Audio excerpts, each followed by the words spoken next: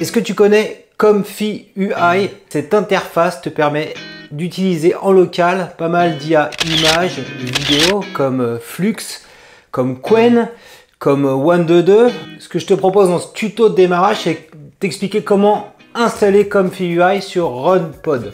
Le seul prérequis, c'est de créer un compte RunPod. Il y a un crédit minimal à mettre, c'est 10 $. Mais une fois que tu as mis ce crédit 10 $, en fait, louer un GPU, une carte graphique sur RunPod, ça te coûte que 1 $ de l'heure, donc ça va te coûter assez peu cher. C'est pas comme si tu payais un abonnement de 10 € par mois, donc voilà, il y a une mise minimale à mettre, mais après, pour générer tes images, ça va te coûter très peu cher. Donc. Alors, je suis sur runpod.io et on va créer un répertoire Comfy UI avec du stockage pour pouvoir le réutiliser quand on arrêtera de louer en fait notre GPU. Donc on va louer un GPU parce qu'on a une petite machine, hein. J'ai juste un Mac mini ici. Et donc j'avais fait des essais, j'ai perdu quelques 46 centimes de dollars, c'est pas grave.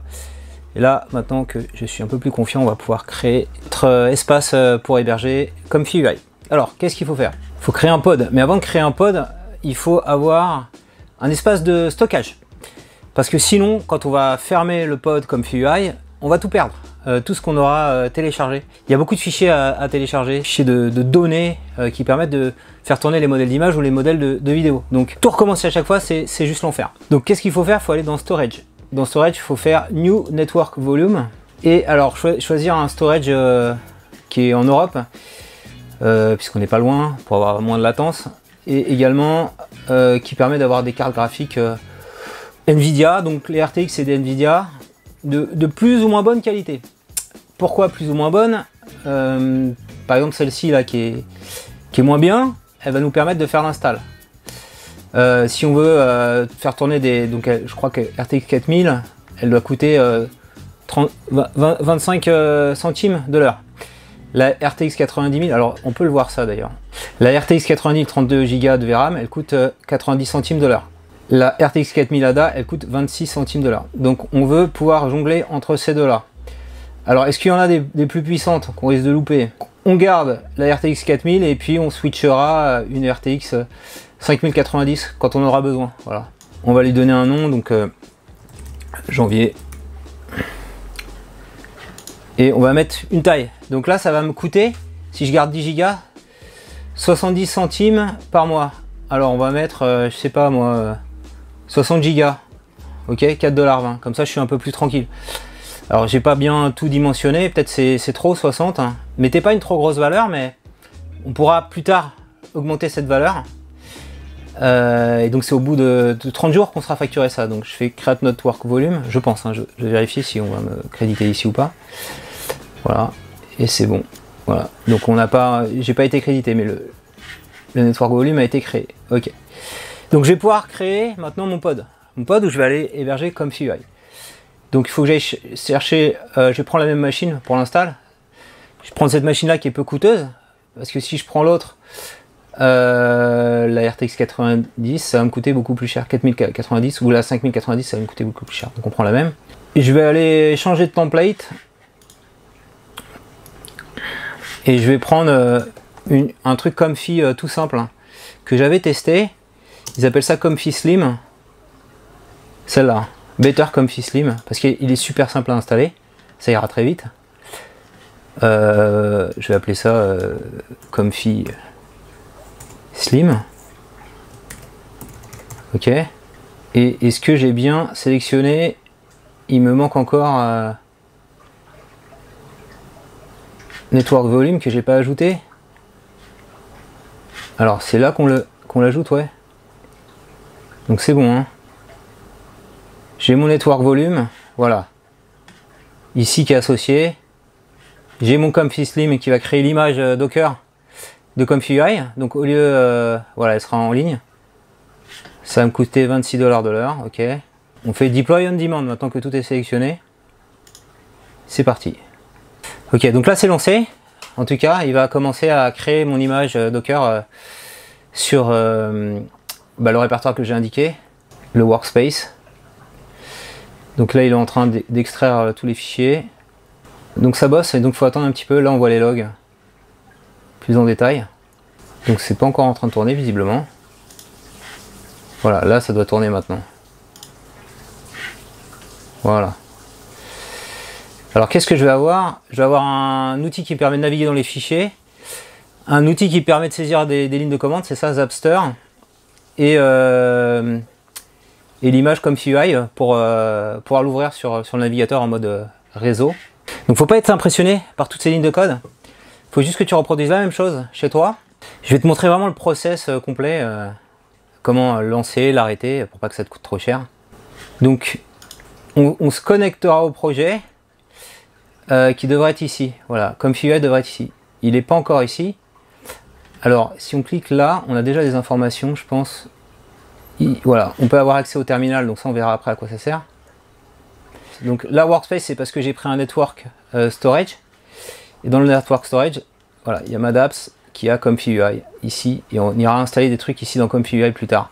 Donc le Zapster il est très important. Parfois il y en a qui ont Jupyter Labs mais qui permet de faire exactement la même chose. Et l'autre ici c'est quoi?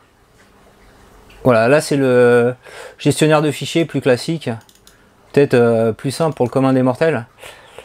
Le problème de ça, c'est donc on pourrait déposer ici des choses qu'on a téléchargées sur son PC, pour notamment rajouter des modèles.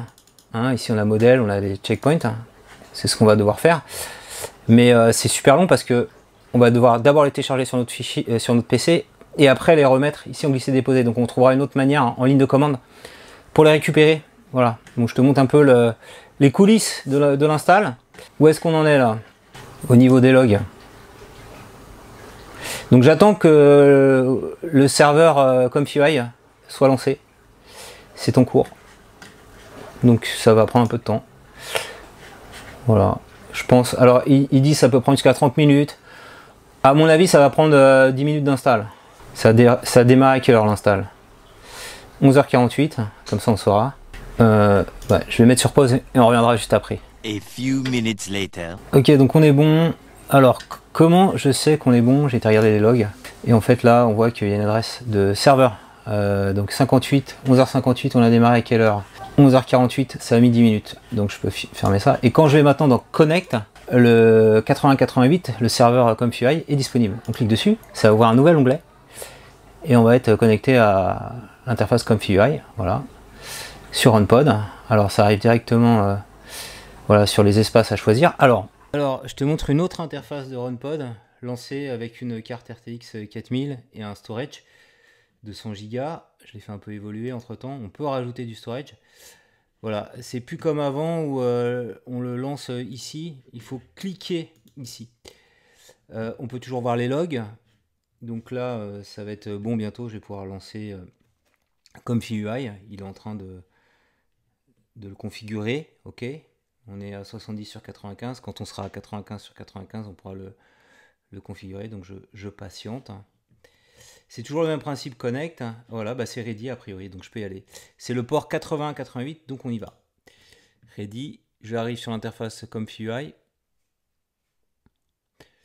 Voilà.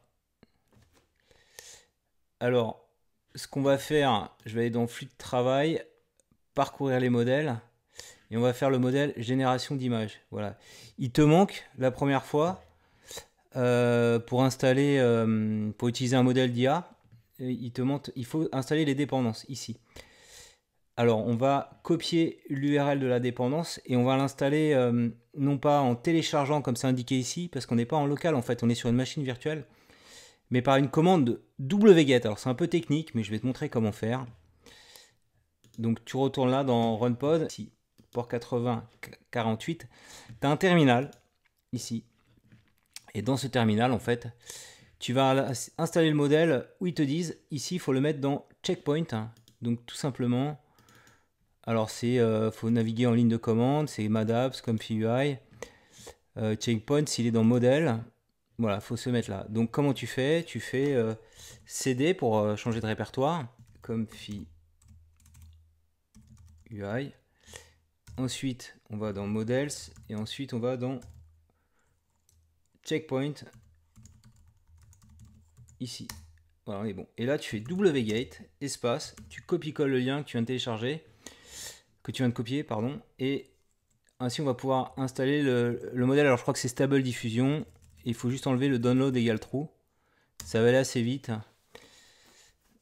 Voilà, il appelle ça V1.5 Pruned EMA Only. Je crois que c'est Stable Diffusion 1.5. Donc, c'est un petit modèle pas trop gourmand. Ça permet de tester une première génération d'images. A few minutes later. Voilà, on est bon. Et donc, on retourne dans Comfy UI. Ce qu'on va faire, c'est on va retourner là et on va faire génération d'images. Et là, on va pouvoir le faire. Et donc, si je fais exécuter, ici, maintenant que le modèle est téléchargé, il est sélectionné, il va pouvoir me faire exactement ce qui est décrit dans le prompt. Après, on mettra autre chose, hein, mais c'est juste pour te montrer. Bientôt, elle arrive. Voilà, elle est là l'image. C'est en 512 x 512. On peut zoomer dessus. Et alors, on peut, cette image-là, la télécharger. Je crois que c'est ce port-là, cette fois-ci. 8080, dans ma dApps, Comfy UI, et tu as un dossier output. Alors, j'en ai fait plein, tu vois, mais c'est celle-là que je viens de générer. Tu vois, on la voit bien ici. A guy playing soccer in the beach. On va voir comment il fait ça. Voilà. Donc c'est pas le modèle d'image le mieux, c'est un peu pourri, hein, mais c'est juste pour tester que ça marche. Dans les modèles les plus intéressants, le mieux quand même, c'est d'aller dans flux. Et notamment d'aller prendre le flux dev, il est où? Text vers image complet, le flux dev FP8 qui est bien, ouais, celui-là, ou le flux Schnell qui est plus petit. Alors, très important, quand tu as fini d'utiliser ton pod, il faut le terminate ici, tu vois, sinon tu vas continuer à être payé. Donc clique sur terminate pod, et après voilà, c'est terminé et t'es plus facturé. Et là tu peux suivre, c'est home, je crois, ta conso. Voilà. Si cette vidéo t'a plu, je compte sur toi pour mettre un petit pouce levé. Donc là on a vu juste l'install et la création d'une première image sur RunPod. Si tu veux aller plus loin, donc j'ai une formation dédiée au lecteur de co-créateur, il faut juste acheter le bouquin. D'ailleurs, je mets à dispo d'autres formations sur VO3. Une formation complète également de 2h15 pour apprendre à créer des vidéos sur YouTube. Donc tout ça, c'est du contenu additionnel que j'ajoute pour les lecteurs du livre. Voilà, le livre est sorti il y a 6 mois, mais à chaque fois, il est vivant. Chaque fois qu'il y a un nouvel outil d'IA, je développe une formation pour toi. Achète-le, contacte-moi, janvier@gmail.com. Je te mets le lien pour accéder à la formation complète RunPod Comfy UI pour pouvoir aller plus loin que ce qu'on vient de voir, utiliser flux contexte et aussi one 2 2.